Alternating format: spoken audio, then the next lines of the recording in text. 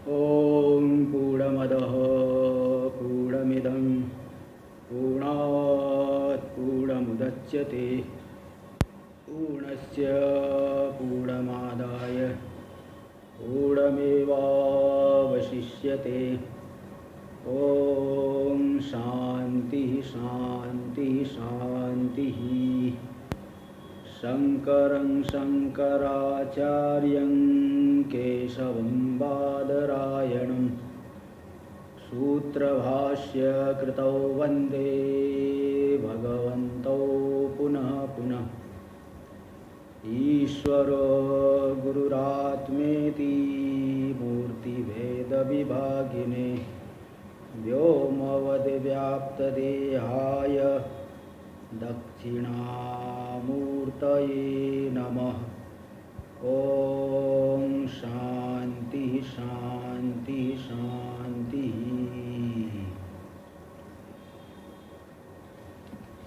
श्री विद्यारण्य मुनि जी के द्वारा विरचित पंचदशी के पंचम जो है महावाक्य विवेक प्रकरण पर हम लोग विचार आरंभ किए।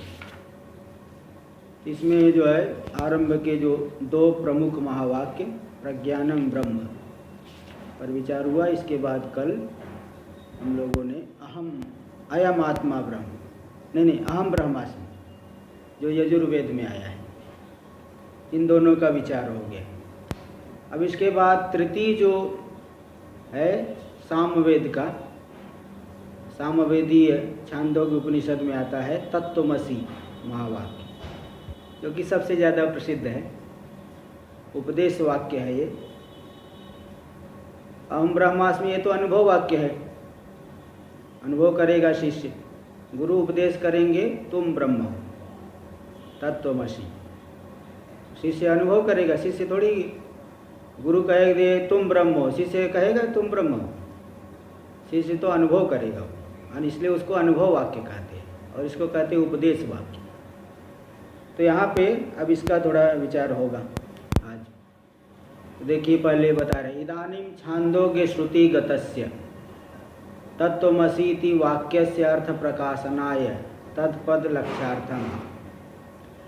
अब छांदोग्य श्रुति में जो तत्त्वमसी वाक्य आया उसके अर्थ का प्रकाशन करने के लिए तत्पद लक्ष्य बताएंगे। तो जो तत्त्वमसी उपदेश किए हैं वो कथानक को आई है कि श्वेत केतु नाम का आरुणी उद्दालक के पुत्र है श्वेत केतु। तो श्वेत केतु के जो है उनके पिताजी कहीं यात्रा पे जा रहे हैं, तो उन पुत्र जो है उनकी आयु हो चुकी है गुरुकुल जाने की, यज्ञोपवीत कराने की आयु हो गई है। इसलिए पिता ने श्वेत केतु से कहा कि हे श्वेत केतु, तुम ब्रह्मचर्य पूर्वक गुरुकुल में वास करो, क्योंकि हमारे कुल में कोई ब्रह्म बंधु नहीं होता।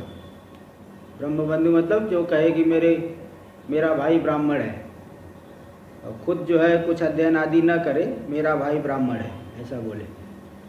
हमारे कुल में कोई ब्रह्म बंधु नहीं होता, तो इसलिए ब्रह्म बंधु के समान नहीं होता, इसलिए तुम जा करके विधिवत गुरुकुल में अध्ययन करिए। तब ये जो है श्वेत केतु फिर ऐसा बोल के वो तो उनके पिताजी प्रवास पे चले गए। श्वेत केतु फिर जा करके गुरुकुल में 12 वर्ष तक रह करके, यानी उनकी पहले 12 वर्ष की आयु थी, 12 वर्ष और फिर वहाँ निवास की 24 वर्ष की आयु तक, तो संपूर्ण वेदों को अध्ययन करके बहुत महामना अनुचान मानी, अपने आप को प्रवचन में समर्थ गंभीर मन वाला मान करके बहुत एकदम घमंड में आके घूमने लगे, एकदम स्तब्ध, किसी के आगे झुके भी न। भाई बड़ों के आगे झुकना पड़ता है, किसी के आगे झुके ही न। तो इस तरह से पिता ने जब उनके इस व्यवहार को देखा तो पिता को लगा कि ये जो है पुत्र जो है सही रास्ते पे नहीं है। इसलिए उन्होंने उससे पूछा कि हे श्वेत केतु, यन्नु सौम्य इदम महामना अनुचानवानी स्तब्धो असि उत तम आदेशम अप्राक्षी येना श्रुतम भवति। अमतम मतम, अविज्ञातम विज्ञातम। जो तुम अपने आप को बहुत बड़ा प्रवचन में समर्थ मानते हो, महामनस्वी मानते हो, एकदम स्तब्ध हो, सूखे काष्ठ की तरह एकदम स्तब्ध हो, झुकते नहीं हो किसी के सामने, तो क्या तुमने उस उपदिश्यमान तत्व को पूछा जिसको सुन लेने पर अश्रुत भी श्रुत हो जाता है, जिसको जो है जान लेने पर श्रुत भी श्रुत हो जाता है, अमत जिसका मनन नहीं कि उसका भी मनन हो जाता है, विज्ञात भी विज्ञात हो जाता है। ऐसा सुनकर के श्वेत केतु को बड़ा आश्चर्य हुआ कि हे पिताजी, ऐसा ऐसा कैसा हो सकता है? कथम नु भगवा स आदेशो भवत, वो आदिश्यमान तत्व कैसा होता है कि जिसको नहीं सुन करके अश्रुत, जिसको एक बार जान लेने पर श्रुत भी श्रुत हो जाएगा, मत भी मत हो जाएगा, विज्ञात भी विज्ञात हो जाएगा। तो फिर उन्होंने 3 दृष्टांत दे दिए। यथा सौम्येन एकेन मृत्पिंडेन सर्वं मृण्मयं विज्ञातम भवति, वाचारंभणं विकारो नामधेयं, मृत्तिका इत्येव सत्यम। हे सौम्य, जैसे एक मृतपिंड को जान लेने से जितने भी मृत्तिका के विकार है सब जान लिए जाते हैं कि मिट्टी ही है, क्योंकि विकार तो एक वाणी का आलंबन मात्र है, व्यवहार चलाने के लिए कहने मात्र को है, वो कारण ही सत्य होता है। इसी प्रकार लोहमणि, मतलब सुवर्ण, लोहमणि का अर्थ होता है सुवर्ण, और जो लोहा, सुवर्ण के जितने विकार है, सुवर्ण को जान लिए तो विकार को जान लोगे। इसी प्रकार लोहे को जान लिए तो लोहे के जितने भी विकार हैं उन सबको जान लोगे। तो इस तरह से यही इस प्रकार से वह आदिश्यमान तत्व है, उसको जान लोगे तो श्रुत भी श्रुत हो जाएगा, मत भी मत हो जाएगा, विज्ञात भी विज्ञात हो जाएगा। फिर श्वेत केतु को झटका लगा, उसने सोचा कि फिर पिताजी दोबारा जो है गुरुकुल ना भेज दे, इसलिए पिताजी से बहाना लगाए, हो सकता है मेरे गुरुजी को मालूम ही नहीं हो, इसलिए मुझे तो आप ही उपदेश करिए। तो फिर वो वहाँ पे उपदेश करना शुरू किए। सदैव सौम्यदम अग्र आसीद एकमेवा द्वितीयम। हे सौम्य, यह जो जगत है सद सृष्टि से पहले, अग्रे मतलब सृष्टि से पहले, एकमेवा द्वितीय ब्रह्म रूप ही था, यानी स्वगत, सजातीय और विजातीय इन तीनों भेदों से रहित अद्वितीय ब्रह्म रूप ही था। तो मतलब कारण तो सत्य है, ऐसा नहीं कि कोई असत से, शून्य से जगत की उत्पत्ति हो गई। यहाँ भी वो भी पक्ष आया कि कुछ लोग कहते हैं असत ही जगत, असत ही था, लेकिन असत से सत की उत्पत्ति कैसे होगी, इसलिए वो नहीं। तो उस सत तत्व ने इच्छण किया, मैं बहुत हो जाऊँ, मैं उत्पन्न हो। उसने पहले तेज की सृष्टि की, फिर जल की सृष्टि की, फिर पृथ्वी की सृष्टि की। तो 3 भूतों की सृष्टि वहाँ बताया है, लेकिन पंचीकरण समझ लेना चाहिए, वहाँ पे पंचीकरण का उपलक्षण है। उन तीनों भूतों के माध्यम से पूरा यह नाम रूपात्मक जगत बन गया। फिर उस देवता ने विचार किया कि स्वयं देवता हिमस तीसरो देवता अनेन जीवेन आत्मना अनुप्रविश्य नाम रूपे व्याकरोत। नाम रूपे व्याकरवाणी, ऐसा विचार करके इन तीनों ही भूतों में, भूतों से बने हुए पूरे जो शरीर इंद्रिय पूरे जगत में मैं जो है जीवात्म रूप से प्रवेश करके नाम रूप की अभिव्यक्ति करूँ। फिर जो है जीवात्म रूप से प्रवेश करके फिर पंचीकरण कर दिए। तो इस तरह से वहाँ बताए, ते सब बता दिए। फिर और भी यह बताए कि जब जगत में जो भी कुछ भी पदार्थ दिख रहा है, जैसे अजद अग्नेर लोहितम रूपम, अग्नि का जो लाल रंग है वो समझ लो तेज का अंश है, जो श्वेत अंश है वह जल का अंश है, श्वेत वर्ण है। इसी प्रकार कृष्ण वर्ण है वह पृथ्वी का अंश है। इस तरह से जब जान लेंगे तो अग्नि का अग्नित्व रहेगा क्या, जब दूसरे का है। तो इस परंपरा से कारण ही जो है यहाँ दिख रहा है, इसलिए अग्नि का अग्नित्व चले गया। ये सब बताए, मतलब कारण ही सत्य है। फिर ये बताए कि जो शरीर आदि है यह भी भूतों का विकार है, इन 5 भूतों का ही विकार है। जो 5 भूत उस परमात्मा तत्व से, अद्वितीय आत्मा से उत्पन्न हुए हैं। शरीर आदि भी उसी के ही विकार हैं, पांचों भूतों से ही। क्योंकि बता दी अन्नम असिदम त्रेधा विधीयते, जो हम अन्न खाते हो 3 भाग हो जाता है। जो एकदम स्थूलतम होता है वो तो बाहर निकल जाएगा पुरुष, जो मध्यम है उससे मांस बन जाएगा, जो अत्यंत सूक्ष्म है उससे मन बन जाता है। इसी प्रकार जल जो पिएंगे, स्थूल जल बाहर निकल जाएगा, मध्यम जल रक्त बन जाएगा, एकदम सूक्ष्म जल जो है वो प्राण बनता है, प्राण को पुष्ट करता है। और जो तेज हम घृत आदि पान पीते हैं, तेल आदि घृत तेल आदि सेवन करते हैं, उसका स्थूल भाग जो है अस्थि हो जाता है, मध्यम भाग मज्जा, और जो सूक्ष्म भाग वाणी को पुष्ट करता है।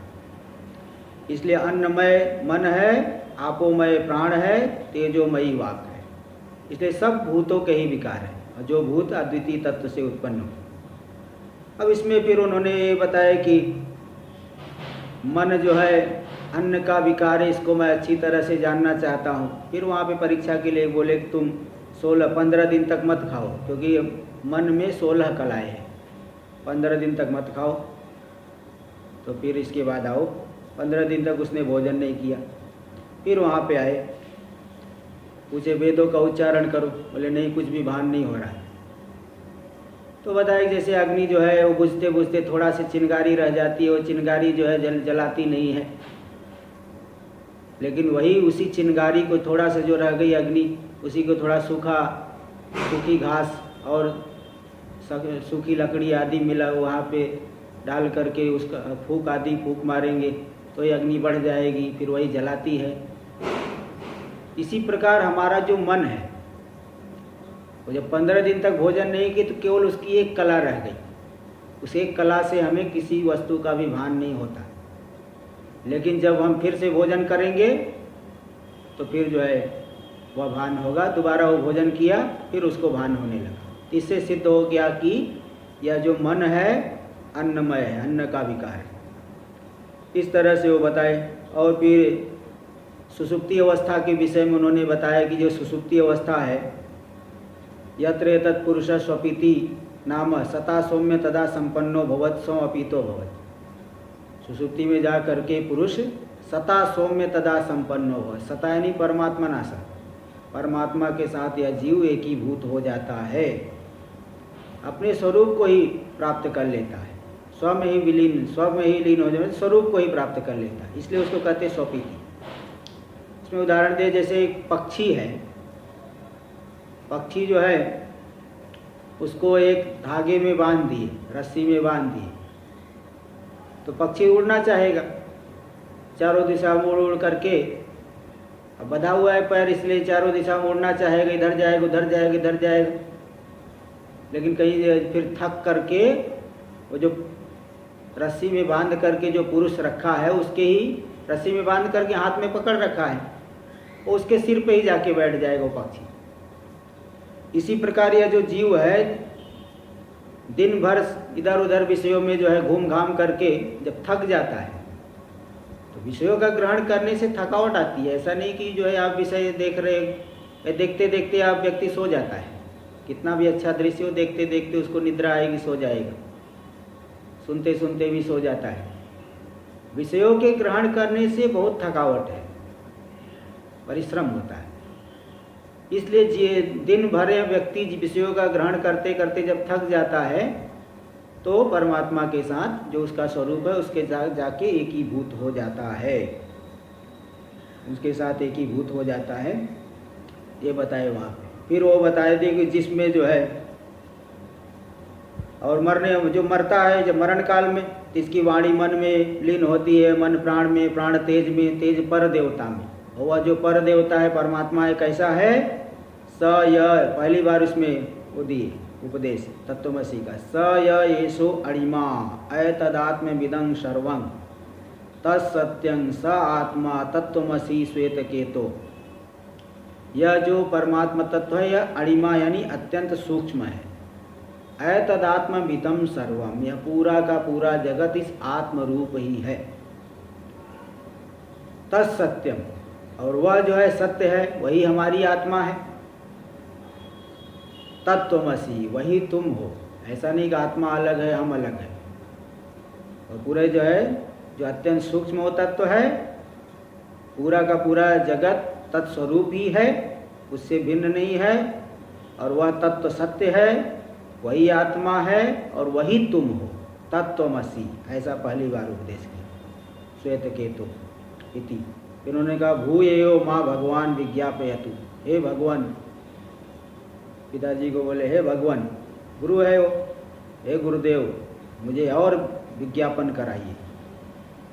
और विज्ञापन कराइए का मतलब क्या है कि जब जीव सो जाता है, परमात्मा के साथ एकीभूत हो जाता है, तो उसको मालूम क्यों नहीं पड़ता कि परमात्मा के साथ हम एकीभूत हुए हैं।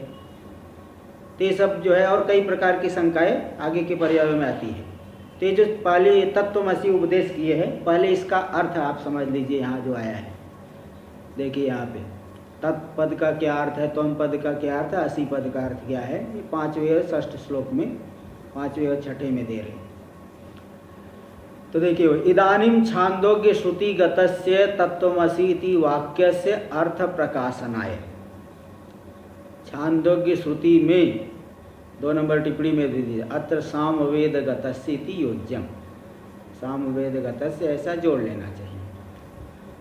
तो वहाँ पे जो तत्त्वमसि यह वाक्य है, उसके अर्थ का प्रकाशन करने के लिए तत्पद लक्ष्यार्थम, तत्पद के लक्ष्यार्थ को कहते हैं 5वें श्लोक में। 5म श्लोक देखिए, एकमेवाद्वितीयं सन्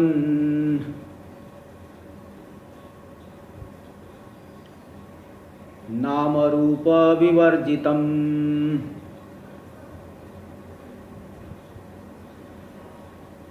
सृष्टे पुराधुनाप्यस्य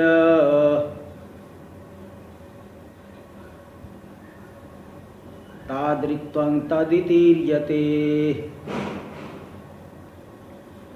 तत्त्वमसि में तत्पद का क्या अर्थ है बताया, एकमेवा द्वितीयम सत्। देखो वही शुरू किए थे ना, जो आरंभ उपदेश होने देना शुरू किए, सदैव सौम्य इदम अग्र आसीत् एकमेवाद्वितीय, इसलिए वो प्रसंग बताया। इससे आपको जो है पूरा स्पष्ट रहेगा। शुरू में ही बोलते सदैव सौम्य इदम अग्र आसीत् एकमेवाद्वितीय। एक मतलब स्वगत भेद नहीं, एव सजाति भेद नहीं, अद्वितीयम विजाति भेद नहीं। 3 प्रकार के भेद होते, आप पहले श्लोक आ चुका है। वृक्षस्य स्वगतो भेदस पत्र पुष्प फलादिभिः वृक्षांतरात् सजातीयो विजातीय शिलादित। ये द्वितीय अध्याय के 20वां श्लोक आया था, है ना। वृक्षस्य स्वगतो भेद पत्र पुष्प फलादिभिः वृक्षांतरात् सजातीयो विजातीय शिलादित।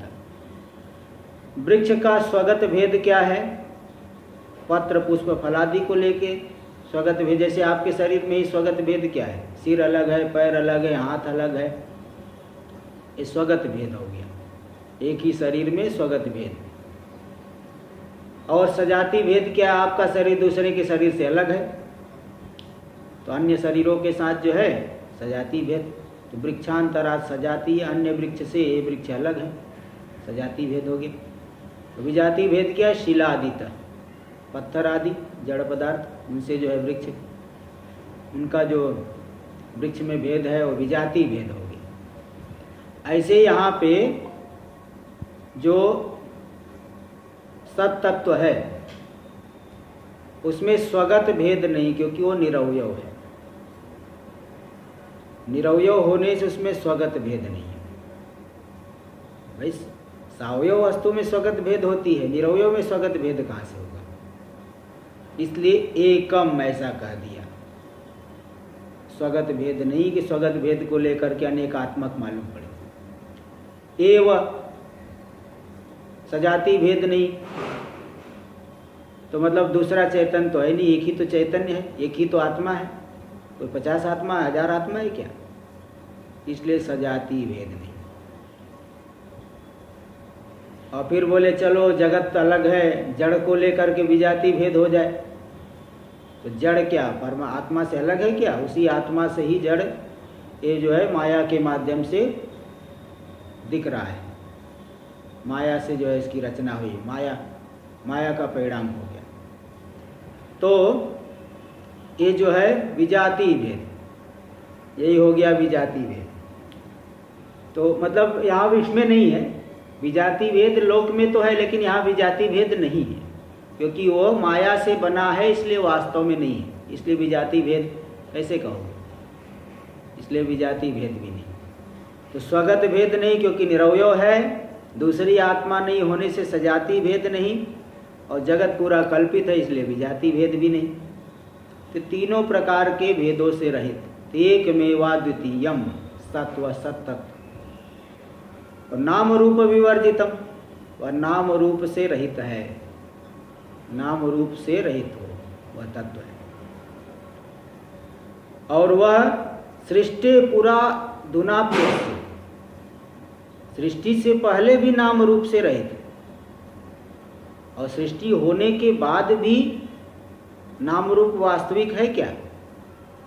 वास्तविक नहीं, विचार दृष्टि से नाम रूप वास्तविक नहीं है।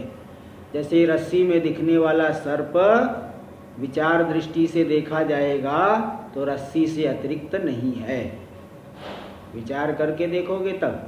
ऐसे तो दिख तो रहा है, अब दिखने को तो क्या, जितना जहाँ जो चीज़ नहीं है, एक ही वस्तु से जो है कोई व्यक्ति कितना भयभीत हो जाता है, कोई जो है भयभीत नहीं होता है। विचार दृष्टि से देखेंगे तो कोई जो है उसमें भेद नहीं। इसलिए सृष्टि से पहले भी वह स्वगत सजाति विजाति भेद से रहित, अधुना अपि, सृष्टि होने के बाद भी अस्य सतः इस सद्वस्तु में तादृक्त्वम, तादृक्त्वम मतलब शुद्ध रूपत्वम, त्रिविध भेद राहित्यम, ऐसा जो शुद्ध तत्व है जिसमें स्वगत सजाति विजाति भेद नहीं है, तीनों कालों में है, उसी को तद इति रीयते। तद इति शब्देन उच्यते लक्ष्यते, तद इस शब्द के द्वारा वह लक्षित होता है। वैसे तो तद का वाच्य हो जाएगा ईश्वर, माया विशिष्ट, माया विशिष्ट जगत होता है, लेकिन लक्षणावृत्ति से वह शुद्ध का बोध होगा, क्योंकि ये जो माया है, माया भी कल्पित है, माया को लेकर के जो धर्म आएगा वह भी कोई वास्तविक नहीं है। इसलिए तटस्थ लक्षण जो कहते हैं जगत जन्मादि, ये तटस्थ लक्षण है।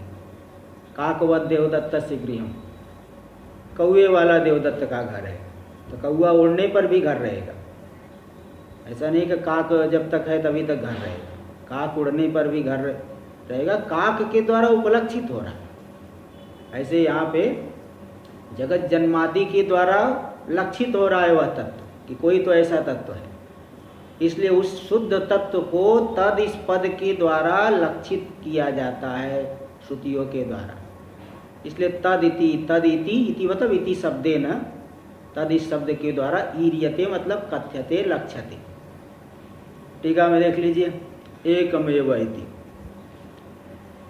सदैव सौम्यदम अग्र आसीद एकमेवा द्वितीयम।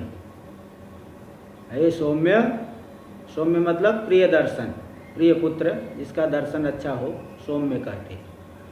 सोम का अर्थ होता है चंद्रमा, पूर्णिमा का चंद्रमा बहुत अच्छा लगता है। सोमयु अर्हति इति सौम्य, जो पुत्र होता है वह जैसे चंद्रमा का दर्शन प्रिय है, इसी प्रकार पुत्र का दर्शन भी प्रिय होता है, इसलिए पुत्र को सौम्य शब्द से संबोधन किया जाता है। हे सौम्य, उसका अच्छा प्रिय दर्शन, उसका दर्शन अच्छा लगता है, इसलिए कह रहे हे सौम्य। यह जो जगत है अग्रे यानी सृष्टि से पहले सद ही था। सद कैसा है? एक मेवा द्वितीयम, तीन प्रकार के भेद से रहे। इति वाक्येन सृष्टि पुरा, इस वाक्य के द्वारा सृष्टि से पहले स्वगत आदि भेद शून्यम नाम रूप रहितम यह सद्वस्तु प्रतिपादितम अस्ति।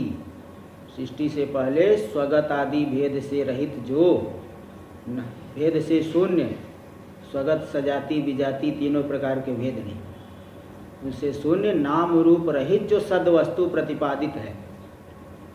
अस्य सद्वस्तुनो अधुना अपि, उस सद्वस्तु में इस काल में भी यानी सृष्टि उत्तर काले भी, सृष्टि के बाद भी वह वास्तव में नाम रूप के संबंध से रहित है, स्वगत सजाति विजाति भेद से रहित है, निर्विशेष है।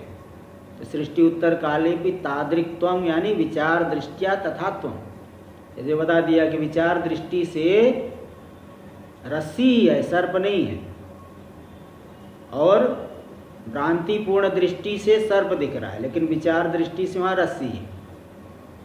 इसी प्रकार सृष्टि के उत्तर काल में भी वह वस्तु तो उस वस्तु में तादृक्त्व है, सद वस्तु में, यानी शुद्धत्व। देखो 3 नंबर टिप्पणी में दे दिए, नाम रूपादि राहित्येन शुद्ध वस्तुत्व, विचार दृष्टिया तथात्वम, तथात्वम मतलब शुद्ध वस्तुत्व, वह शुद्ध है। ऐसी जो शुद्ध वस्तु है, तदिति पदेन ईर्यते मतलब लक्ष्यते, ईर्यते का अर्थ, ईर्यते का अर्थ होता है कथ्यते, कथ्यते मतलब लक्षणावृत्त्या कथ्यते, लक्ष्यते, सीधी सी बात लक्ष्यते का। ते तत्पद का अर्थ हो गया, तत्पद का लक्ष्यार्थ शुद्ध बता दिए। अब त्वम पद का भी लक्ष्यार्थ दिखाएंगे, तभी तो एकता का बोध होगा। इसलिए त्वम पद का लक्ष्यार्थ दिखाने के लिए अगला श्लोक आ रहा है, देखिए 6ठ श्लोक। श्रोतुर्देहेन्द्रियातीतं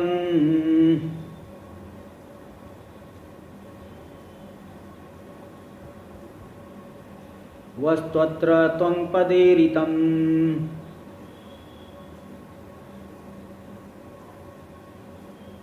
एकता ग्राह्यते सीति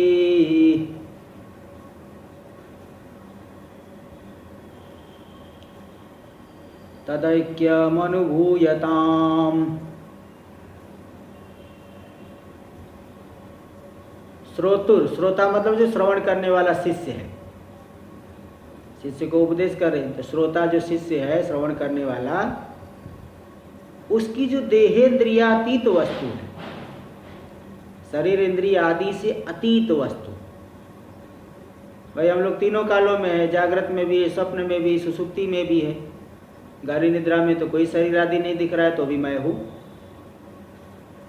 तो जो तीनों शरीरों का साक्षी है, देह इंद्रिय आदि का अतिक्रमण किया हुआ है, इनका अभाव रहने पर भी जिसका कभी अभाव नहीं होता, जो इन तीनों शरीरों का प्रकाशक है, अज्ञान का भी प्रकाशक, सूक्ष्म शरीर का भी प्रकाशक, स्थूल शरीर का भी प्रकाशक, और बाह्य पदार्थों का भी जो प्रकाशक है, ऐसा जो देह इंद्रिय आदि से अतीत वस्तु है, अत्र वही यहाँ इस महावाक्य में त्वम पदेरितम, त्वम पदेन ईरितम, कथितम, लक्षितम, त्वम पद के द्वारा वही शुद्ध वस्तु, देहेंद्रियातीत वस्तु।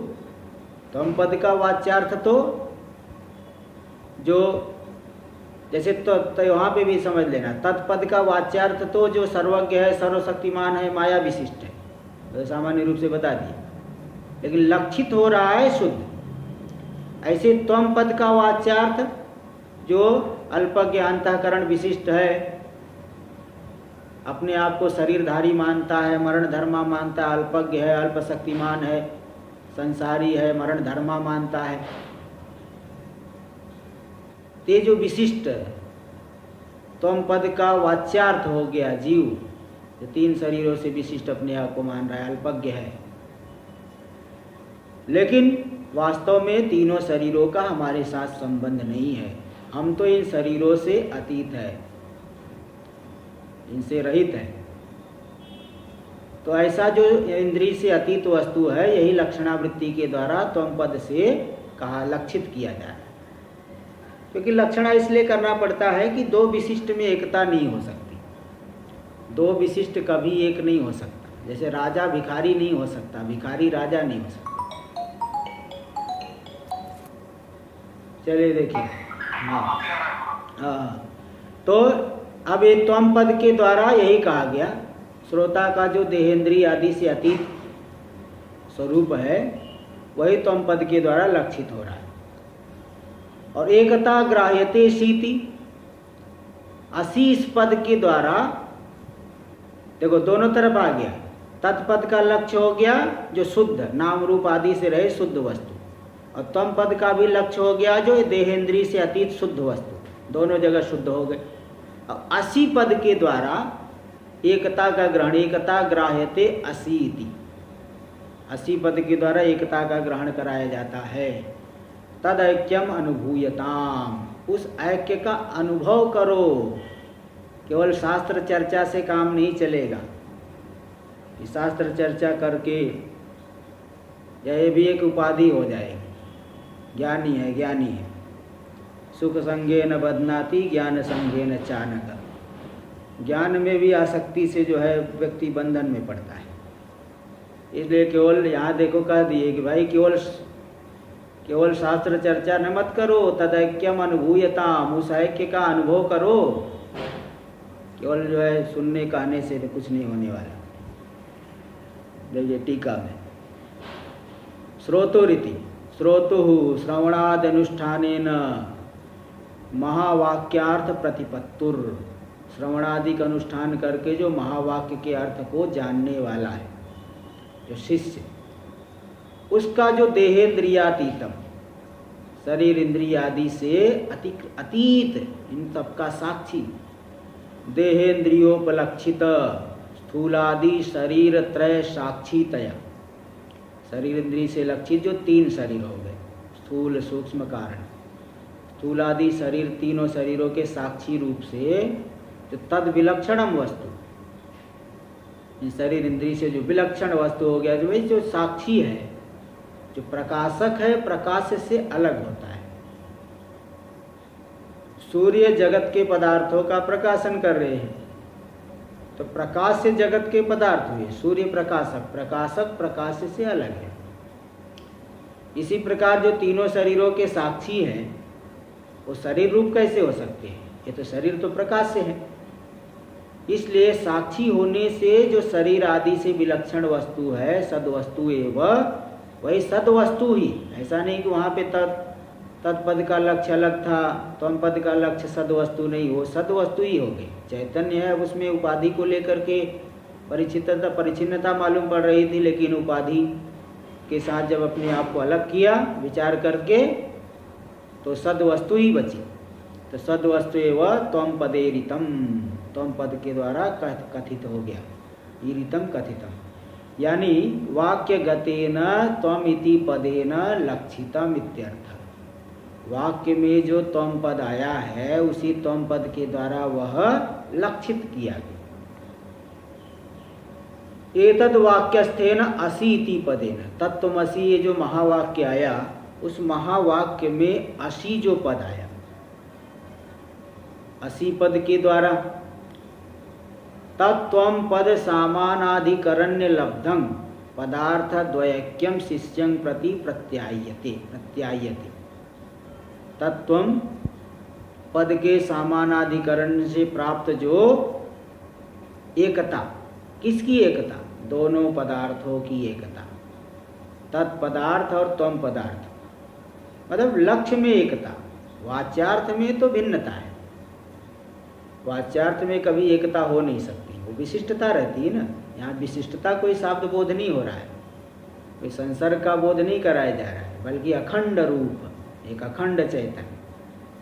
तेजो तत्व और त्वम पद के समानाधिकरण से प्राप्त जो दोनों पदार्थी की एकता है, उस एकता को असि पद के द्वारा बोध कराया जा रहा है। किसको बोध कराया जा रहा है? हर एक को तो बोध होगा। शिष्यम प्रति प्रत्यायते, शिष्य के प्रति बोध कराया जाता है।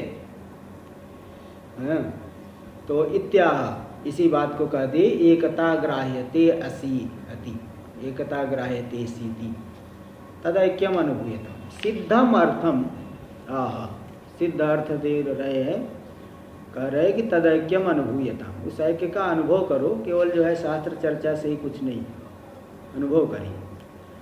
तयोस् तत्त्वम पदार्थयोर ऐक्यम प्रमाण सिद्धम एकत्वम, तत्पदार्थ और त्वम पदार्थ की एकता, एकता यानी प्रमाण सिद्ध से, प्रमाण सिद्ध जो एकता, कोई आपात एकता नहीं है, प्रमाण सिद्ध एकता है, प्रमाण से मालूम पड़ गई। क्योंकि शास्त्र प्रमाण से बढ़ के तो कोई प्रमाण है नहीं। पहले बता दिया कि 2 प्रकार के प्रमाण होते हैं, तत्वावेदक प्रमाण और अतत्वावेदक प्रमाण। हम लोगों के जो चक्षुरादि इंद्रिया है, यह तत्वावेदक प्रमाण है, व्यावहारिक प्रमाण है, व्यावहारिक वस्तुओं को बोध कराए। तत्वावेदक प्रमाण नहीं है। नहीं तो तत्वावेदक प्रमाण होते तो फिर शास्त्र आदि पढ़ने की क्या जरूरत थी भाई। आंख से ही देख लेते आत्मा को, कान से ही सुन लेते, स्पर्श कर लेते, लेकिन ये तत्वावेदक प्रमाण नहीं है, अतत्वावेदक। तो तत्वावेदक प्रमाण है शास्त्र, महावाक्य। महावाक्य ही तत्वावेदक प्रमाण है। तो जो इन दोनों ही पदों की, पदार्थों की एकता जो प्रमाण सिद्ध है, तत्वावेदक प्रमाण से सिद्ध है, उस एकत्व को अनुभूयता, एकत्वम अनुभूयताम, अनुभव करना चाहिए। किसके द्वारा? मुमुक्षु भी ही, मुमुक्षुओं के द्वारा, इत्यर्थ, ये अर्थ है। तो उसका अनुभव करें। अब यहाँ जो कुछ शंका समाधान वहाँ पे आया है उसी 6ठ अध्याय में, तो पहले एक बार जब 9वें खंड में, यानी कुल मिला के 9 बार तत्वमसि का उपदेश किए, और 9 बार ऐसे नहीं कि व्यर्थ में ही करते रहे, अलग अलग प्रकार की शंका की।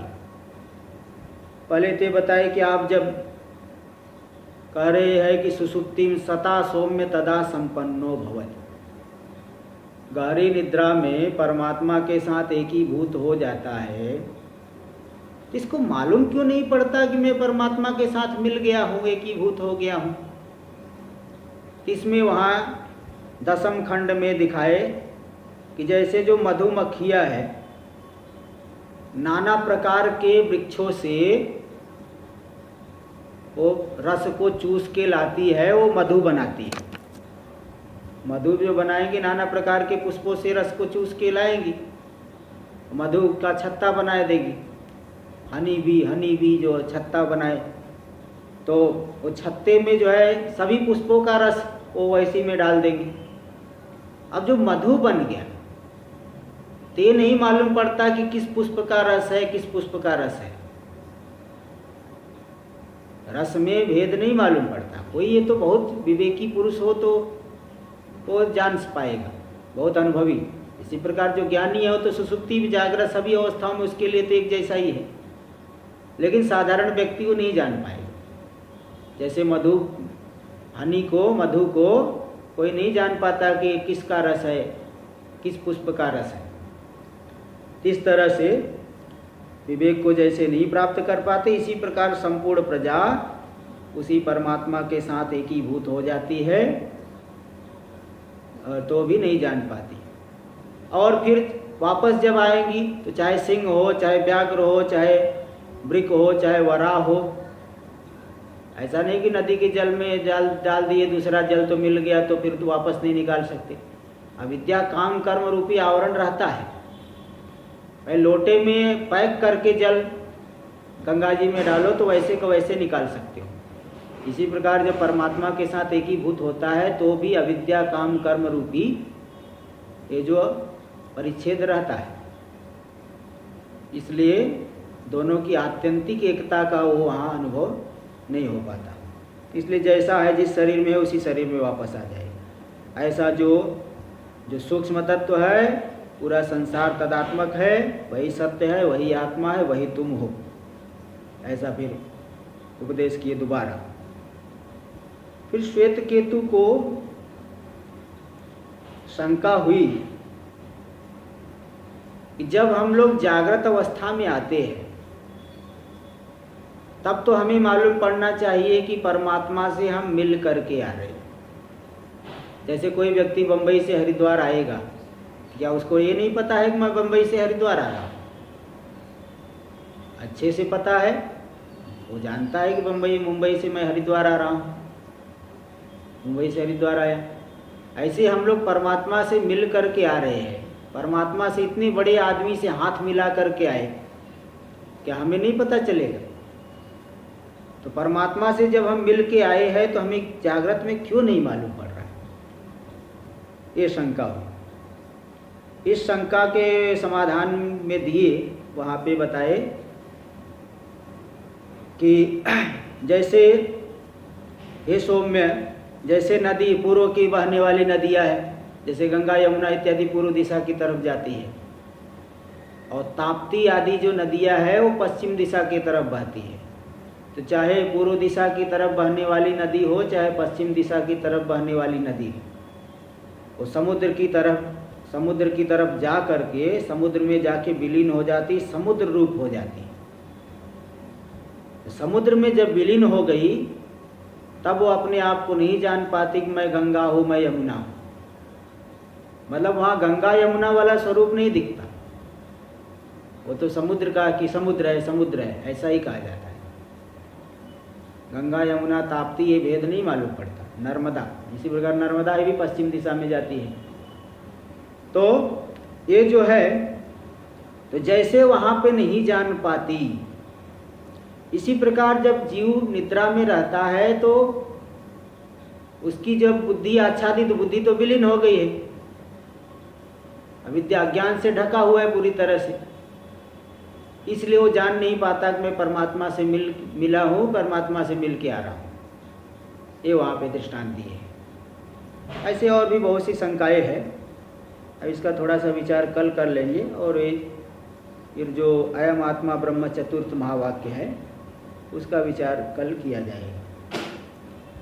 ओम पूर्णमदः पूर्णमिदं पूर्णात् पूर्णमुदच्यते पूर्णस्य पूर्णमादाय पूर्णमेवावशिष्यते। ओम शांति शांति शांति। शंकरं शंकराचार्यं केशवं बादरायणं सूत्रभाष्य कृतौ वंदे भगवन्तौ पुनः पुनः। ईश्वरो गुरुरात्मेति मूर्तिभेदविभागिने व्योमवद्व्याप्तदेहाय दक्षिणामूर्तये नमः। ओम शांति शांति शांति।